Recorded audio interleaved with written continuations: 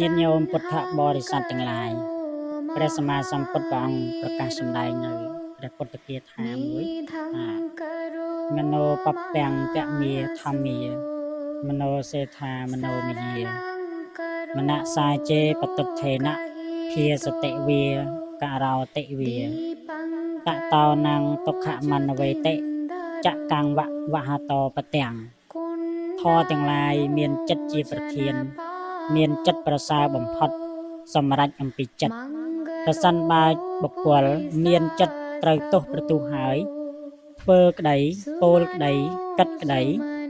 ទុករមែងជាប់តាមនៅបុគ្គលនោះព្រោះទុច្ចរិតមានប្រការ3នោះ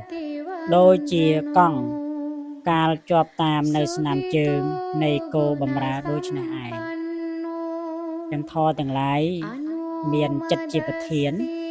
ដែលប្រព្រឹត្តទៅជាប្រក្តីរាល់ថ្ងៃហ្នឹងគឺមានចិត្តជាប្រធាន